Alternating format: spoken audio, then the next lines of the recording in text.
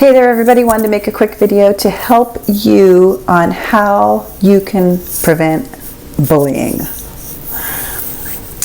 First, let's talk about why and where bullying occurs. And I'm guessing wherever you are at this point in your life, you have had an experience with somebody bullying you.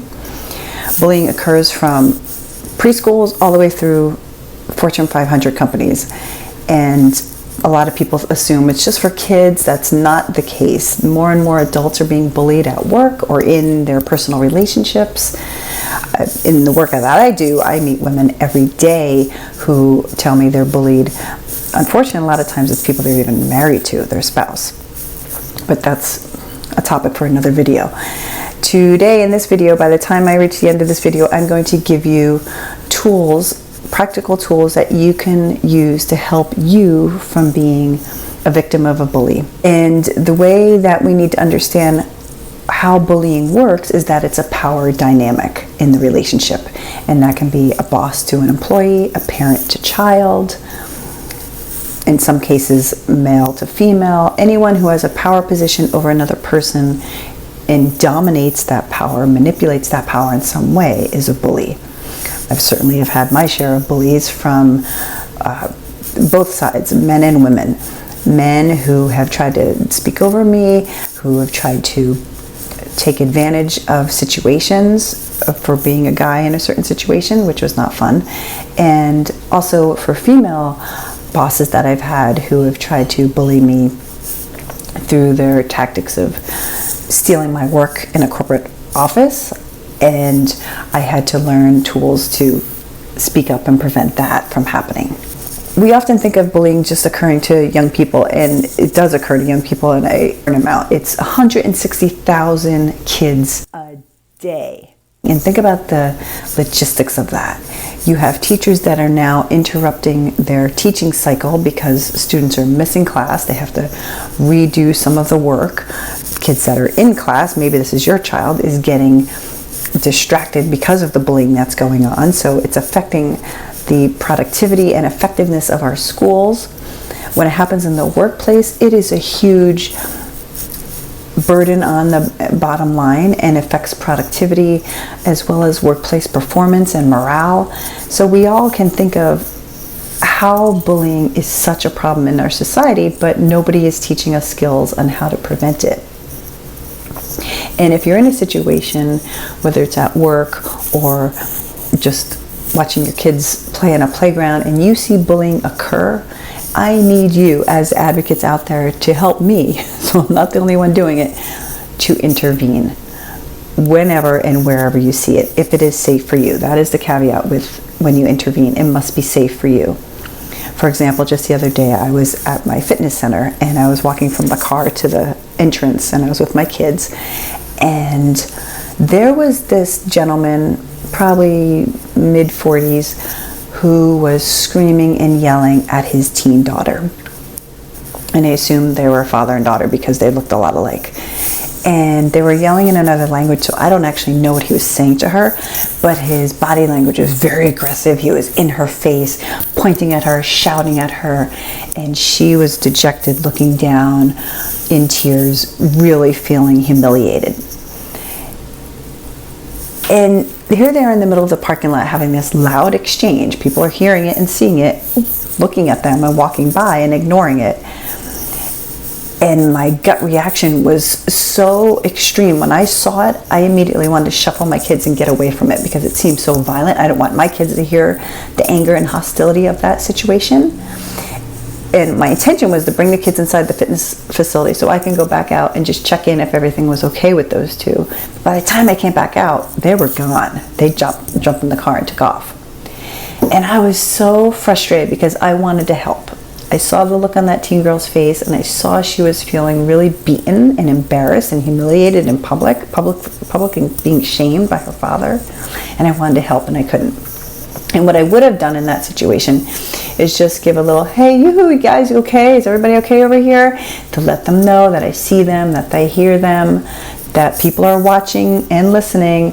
And he probably would have said, yeah, we're fine, and maybe got in the car and toned it down a little bit. That's all you can do. I'm not going to get in somebody's face who's shouting. That would not be safe for me. And it's unlikely I can change his behavior. But all I can do is let him know that I'm watching and people are watching you. Is everything okay? And also for the girl, let you know, I see you and I hear what's happening to you and I feel bad for you. Empathy. The more we can be present to let other people know. But let's think about the bully now. Because if the bully is someone their job is to look for a power dynamic in a relationship, someone they can yell, like in that case it was father to daughter, he's in control. What if we can take away the control that the bully has? And there's actually ways you can do this. So who am I? I am Dara Connolly. I've been called America's Bully Buster for the past 15 years. I have been working with women that speak up to bullies and prevent abusers and predators from harming women. I do this through speaking engagements, private workshops, one-on-one coaching. I travel all around the country doing this work. My work is endorsed by the police and therapists, and this is my passion, to help keep you safe and learn tools, practical, effective tools to help you handle the people in your life who are not being kind, then that can be lots of different people, but for the sake of this video, we'll call them bullies. And when we think of bullies, there's generally three different types of bullies. There's those that want to be like you. There's those who want to fight you and they're very angry at you. And then there's those who want to compete with you. But all three of them have the same intention. They want power of the relationship. And the way they do that is by getting power over your emotions. There's a saying that I like when I teach my workshops, which is, they are looking for a victim. They are looking for a victim. Don't let them choose you. So how do you do that? You have to play their game better than they can. If they're looking for power in the relationship, then don't give them power. The way we give a bully our power is by letting them control our emotions. The number one tip I can give you is to be completely unemotional in your reaction. Can you do that? No smiling, no giggling, no showing you're upset, certainly no crying, no drama at all. It doesn't mean you can't feel these things, you just don't show it in their presence. So when you're in the face of the bully and you're being harassed, you have to be completely poker face. Non-emotional, non-dramatic, no reaction whatsoever. Because if you react, they won. That's what they want. So you have to play their game better than they can. Now you always hear people say, well, what about speaking up to the bully? I'm told I'm supposed to speak up to the bully. And that's true, only if you can speak up in a way that's non-emotional for you. So what I mean is, if you're being harassed by somebody, here you are in a situation, maybe it's a family member. Every time you go over this person's house, you know they're going to say some words that insult you, and they constantly tease you. We'll call it teasing, but it's bullying you on how you dress and where you work and why do you keep doing these things. And you're just so tired of hearing about it and you want to speak up.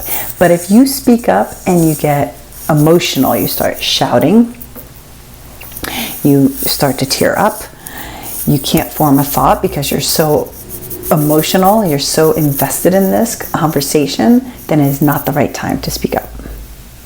You have to save it for when you can stay calm and in control in that situation. Make sense? And there's other videos I'll give on the 6-step process to speaking up. But for now, what you need to know is when you speak up, you do it in short phrases. And you do it in a way the bully know you are not attacking them back, but you're attacking their comment. So perhaps they make fun of your hair and the way you dress. It's, oh yeah, you don't like this outfit? Well, you should see what I wore yesterday. You're making maybe a joke, if you're comfortable with that, at the comment, not them. You're not going to attack their clothing back or the way they dress. That's not going to help the situation. We're attacking what they said in a very short phrase, no emotion. And if you're comfortable using humor, then use humor, but not everybody can do that without fumbling through it. So if you're quick-witted and you have a quick joke you can throw back at them to diffuse the situation and keep it neutral, then you can use that in your power. I'll even throw in another tip. This is a bonus ninja tip. Are you ready? When you are being bullied, if you notice, they'll attack you when you are alone. So what does that mean? That means you have to stay connected. Always have a person with you. Have your friend with you. When that bully's around, be in a group dynamic. If you are connected, they are less likely to select you because they want to get you when you're isolated. So don't be isolated. Those are a few tips to help you through to prevent bullying in your life. If you want to learn more, please check out my other YouTube videos and subscribe, and happy to get you on your way to handling the bullies that are out there. Till then, be empowered.